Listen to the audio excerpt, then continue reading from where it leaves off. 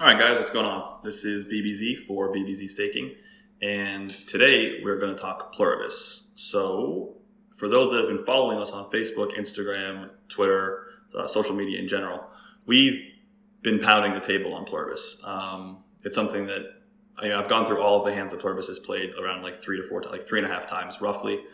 I've run like 100 sims checking the work in certain instances and double checking lines and trying to figure certain things out. I just think the impact to the metagame is going to be pretty significant.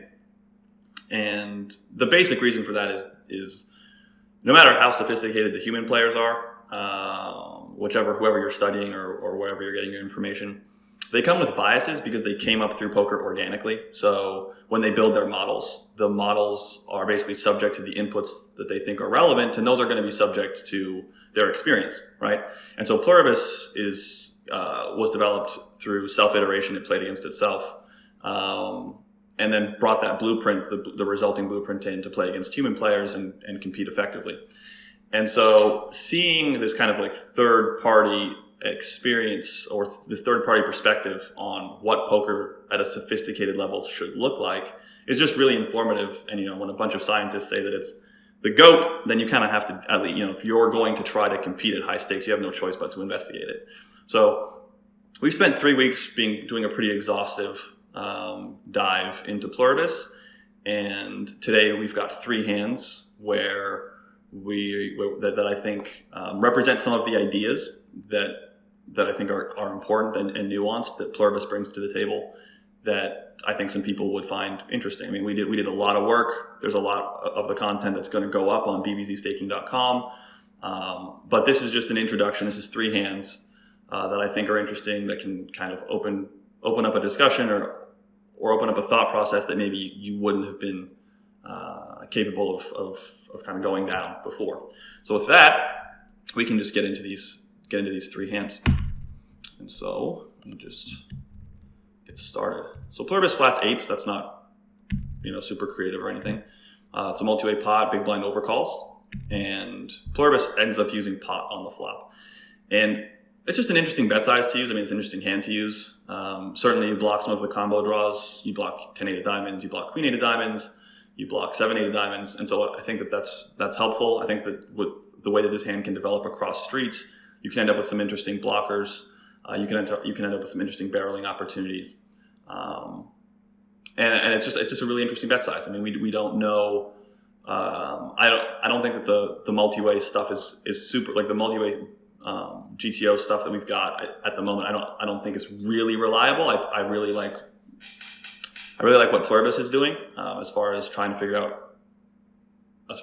find a resource that you can use to help improve your multi-way play. I think Pluribus at the moment to me stands out as the best tool to use. Just all of the hands that it played. And so again, I think this is just an interesting bet size. I think using pot multi-way as in position is interesting.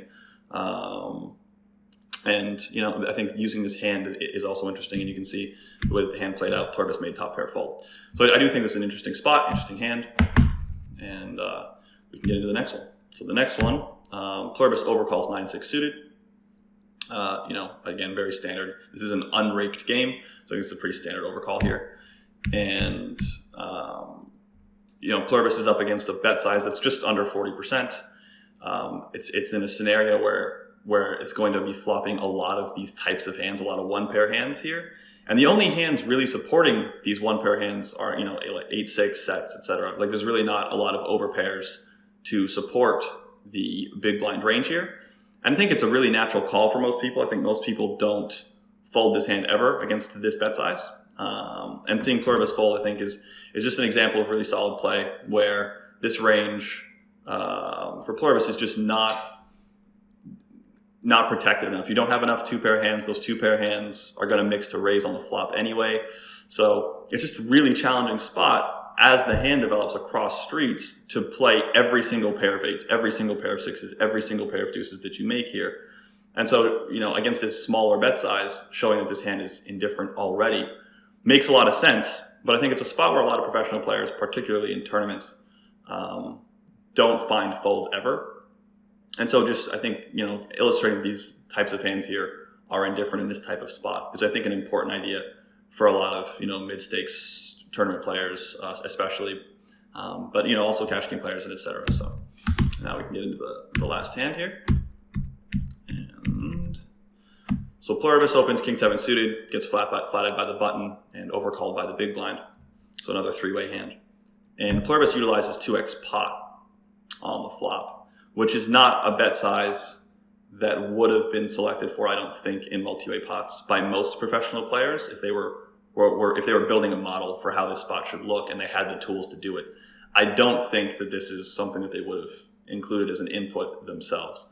So again, this is something that you really need Pluribus to see. And so I don't want to get too technical in terms of mathematics or the mechanics for how this works, but I'll do a brief dive on it for you guys. And so when Pluribus is betting, anyone is betting 2x pot here, the way that the defending strategies would work, so the counter strategies that Pluribus is up against, the way that those would work is they would want to defend about a third of their range on the flop. So Pluribus is betting 2 to win 1. It needs to win about 67% of the time. When it does that, with some of its lower EV bluffs, approximately, there are some adjustments to make, but we're not going to get into that.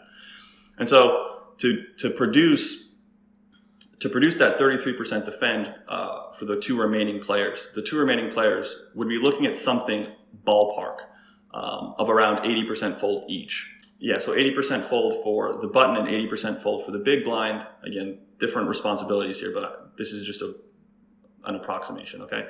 80% fold for the button and 80% fold for the big blind would produce a 64% fold. So that gets us relatively close to that 33% continuing number, gets us to a 36% continue, or a 64% fold instead of a 67% fold. So again, approximately speaking, the button and the big blind each get to use, roughly speaking, an 80% fold in this scenario. And I think as a human player, narrowing the ranges like that in a multi-way pot just gets kind of complex. And we don't normally use bet sizings like this, but you can see in this type of a scenario how that could make sense with a number of hands. I mean, being up against 20% of the big blind's range probably isn't very problematic when the big blind's range is so wide. And being up against 20% of the button's range for, when you have a set is probably also not very problematic. And so this is just, theoretically, this actually makes some sense to build a strategy around this with certain hands. But again, it's not something you see in the metagame currently. It's something that you can think about. It's something that you can do work around, something that I've already done a lot of work around. And something that can definitely have a positive impact on how you play the game. So, interesting spot for sure. Not something that you see very often in the metagame currently at high stakes or otherwise. So, again, hopefully today was interesting for you guys. The point of going through these videos and the point of us studying Pluribus isn't to clone Pluribus. When we do the work that we do, we're just trying to figure out, we're trying to get as creative as possible. I mean, poker might be a more quantitative game from my perspective, but it's a game that involves a lot of creativity. You've got the ability to bet anything between between 1 and 100 or 1 in 10,000 in this instance where we have all of these chips, and that opens up a lot of possibilities, and it's a really creative game in terms of how you approach different problems, in terms of like nut to value ratios and all the different things, all the different mechanics that go into the game. And so what we're trying to do is we're trying to take away some of the mechanics that Pluribus uses, and try to understand how some of those mechanics work, and understand how maybe some of those mechanics are better than the ones that we normally use or the ones that the metagame currently uses, and see if we can improve on what we're doing from a toolbox perspective, not from a let's just do what Pluribus does in these types of spots type of thinking. So again, we've got that video series going up on BBZCoaching.com where these are going to be all of the recorded sessions that the BBZ staking high stakes team has used to kind of improve its play over the last few weeks, get better, and compete.